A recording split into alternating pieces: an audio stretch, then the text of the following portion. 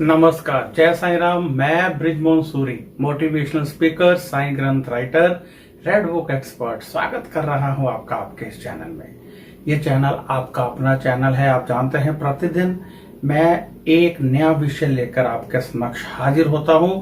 तो आज नया विषय लेकर मैं हाजिर हूं। तो आइए सुनते हैं आज का नया विषय। माँ के पवित्र नवरात्रे चल रहे हैं। माँ की शक्तियाँ धरती की तरफ प्रवाहित हो रही हैं। आप जानते हैं नवरात्रों में माँ की शक्तियाँ हमें मिल सकती हैं।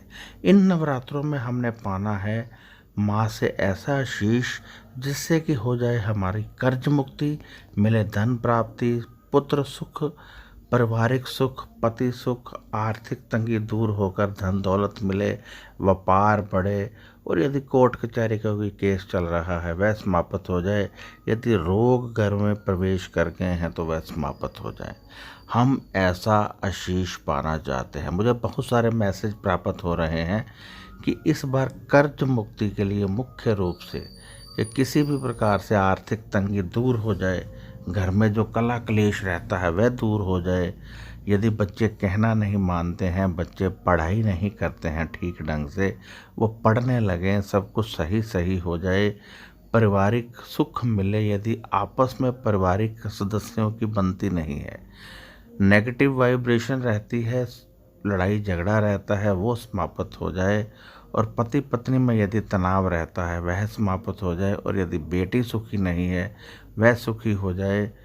यदि रोग आ गए हैं और कोई दवा नहीं लगती है, डायग्नोज नहीं हो रहा है, उसमें भी हमें सफलता मिले।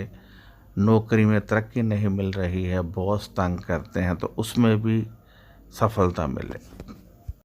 इन नवरात्रों में हम माँ से ऐसा शीश चाहते हैं कि हमारे समस्त दुख दूर हो जाए, धन दौलत आ जाए। और जब परिवार में धन दौलत आ जाता है तो आधे दुख तो अपने आप ही समाप्त होने लगते हैं।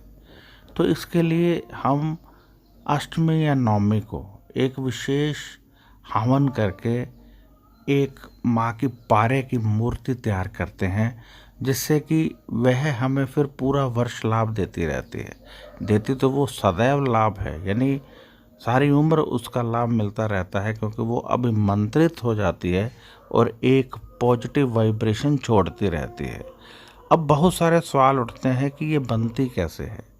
ये पारे की छोटी सी 3 या 4 इंच की मूर्ति होती है, जिसकी पूजा की जाती है हवन के साथ। इसमें फिर माँ की शक्तियों का प्रवेश हो जाता है, जिससे कि यह पॉजिटिव वाइब्रेशन छोड़ने लगती है और हमारे समस्त कष्ट दूर होते हैं। बहुत सारे लोगों ने पूछा है, हमारे घर में नॉनवेज बनता है, शराब का सेवन हो जाता है, तो इसमें कोई परहेज नहीं है। आप अपना पाठ पूजा जारी रखिए।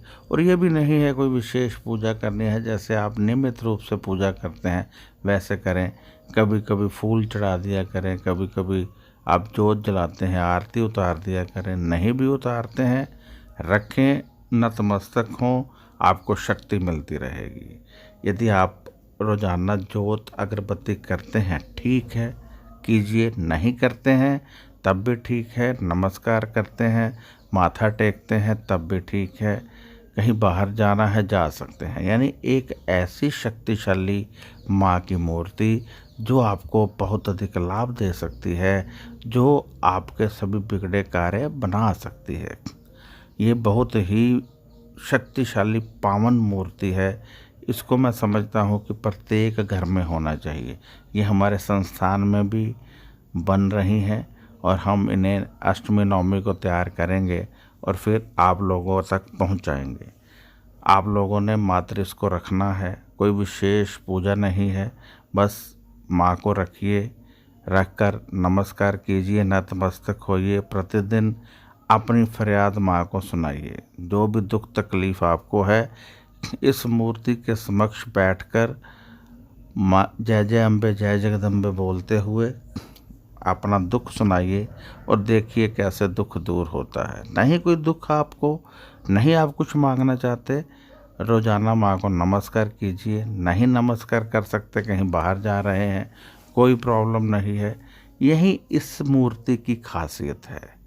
कि आपको नियमित रूप से पूजा करने की आवश्यकता नहीं है, आपको कोई विशेष प्रयास करने की आवश्यकता नहीं है।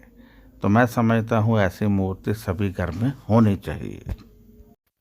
ये मूर्ति आप हमारे संस्थान से भी मंगवा सकते हैं। हमारे संस्थान में ये मूर्तियाँ उपलब्ध हैं, हम बना रहे हैं और बहुत शक्तिशाली मूर्तियाँ हैं। अष्टमी नवमी को तैयार करके फिर ये भक्तों तक पहुंचाई जाएंगी। तो इसका आज ही ऑर्डर कर लें, क्योंकि उसके बाद शायद फिर आपको ना मिले, परंतु यदि ऑर्डर के अलावा बच गई तो ज़रूर मिल जाएगी। यदि कोई पीस ना बचा तो फिर मुश्किल होगी।